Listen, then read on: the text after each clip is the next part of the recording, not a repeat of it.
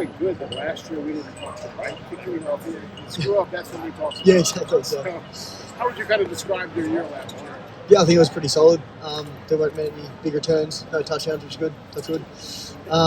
Yeah, most of the time put it inside the 20 when it needed to be there. So, yeah, I think the team covered really well, so it was fantastic. Overall, it was a good operation. It's probably a weird team to hit ones. They don't punt. Yeah, it's good. I mean, if we're not punting, it means we're doing well in the field, so I'm happy with that. Tell me how you ended up. I know Pro Kick Australia is a long pipeline. How would you end up here? At a higher state, I was at Pro Kick, and then I trained there for probably 2 years, and did a lot of training with Dave Tunavai in the gym to get me a lot stronger, and then obviously Chappie, Johnny and Tim for punting at Pro Kick, and then Ohio State sort of reached out and said, yeah, we might need someone to come in and back up Jesse Mirko from last year, and then they sort of put me forward and they liked what I could do, and I came over and backed Jesse up, and he was sort of an unbelievable mentor for me. Worked a fair bit with Cam Johnson too, who's at the Steelers now and was at Ohio State for the last national championship actually, and then I sort of won the job last year and had my first season last year. You're very consistent last year. I mean, you always want to kick it higher and further and in the best location you can. So, yeah, just like any other punter, higher, further.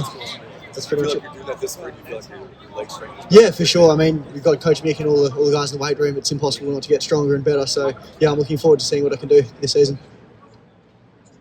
How's Nick coming? Yeah, he's doing really well as well. He's a great punter. It's awesome having him around. Good to have another Australian. I was going to say, it's good, probably good to have Yeah, there's a lot of conversations that we have that a lot of guys are like, I just don't know what's happening right now, which is pretty funny. And good to talk to him about the Australian sports too. So, yeah, no, he's a good fella. You're also the whole. Yes. How does describe that challenge? How tricky is that? And obviously, catch it, get the laces the other way, and is that about it? Yeah, obviously it looks easier than it probably is.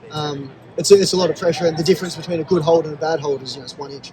And then turning the laces. Hopefully I don't do that too much. John's pretty good with his laces, so just about finding the spot and getting the tilt right. So I mean, I'd like to think I do a pretty good job. You can ask Jaden. But yeah, it's sort of a very refined skill that once you get good at, it's not too bad. How long have you been in the States? In the States of maybe just under 2 years. Okay. Yep. What's the biggest adjustment? Ready to go. There's a lot of cultural differences, I suppose, but we're very exposed in Australia to American culture, so I sort of knew what to expect a little bit. We get all your TV shows, all your sport, sports centers there, ESPN's over there, so it wasn't too bad. And I've been lucky that I actually travelled over to America a bit before I moved here, so I sort of knew what to expect. What are some of the bigger cultural differences? Just the way people speak to each other, like joking around with each other. Australian humour can be pretty dry sometimes, and even when I go home and see my mates, they'll say something that sort of doesn't seem like a joke, but it is. So you got to get used to that a little bit.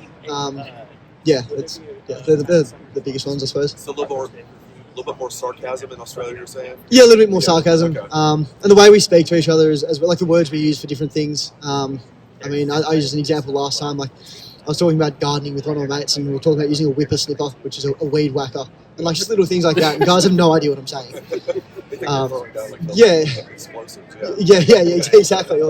There's like a bunch of little words that I'd say that I think are normal that I don't realise that is actually Australian. I have to go back on it, and the guys are starting to learn though. I hear that. What is so unique about Pro Kick? Because it's not just Ohio State, but it's Cam Johnson.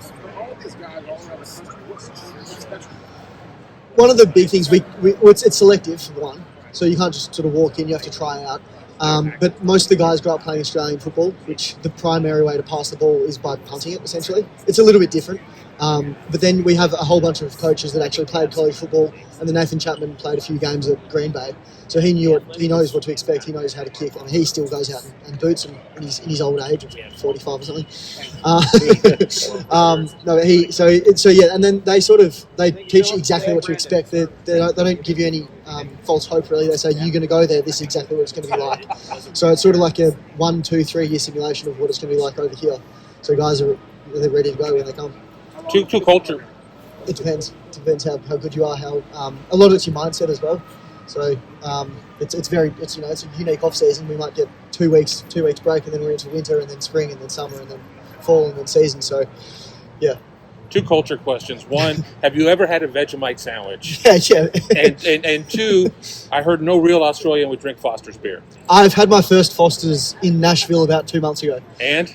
It's all right. Yeah, it's fine. I won't be rushing back to it, but it's decent. and Vegemite? I love Vegemite. It's awesome. Yeah, I miss it a lot. I actually brought over a jar from last time I was in Australia. So, yeah, I love my Vegemite sandwiches. Have you tried to share it with anybody other than Nick? I've tried. Yeah, I mean Nick doesn't mind it. I tried with one of our old kickers, Casey Magyar.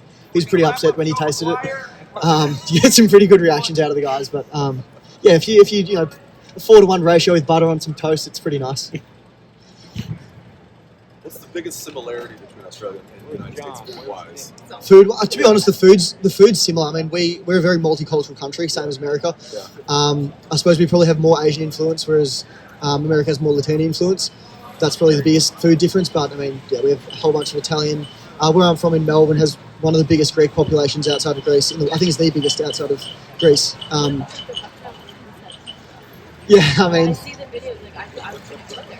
you could go there. You'd be in the cities. You'd be all right. Do you have to watch it everywhere you step? No, it's not that bad. Just every now and then you'll sort of look up and there might be a spider there or something. But Like the size of your pet. sometimes, I mean, there's a lot of daddy long legs. Those little ones with the big legs, but they kill all the insects, so they're nice to have around in the corners.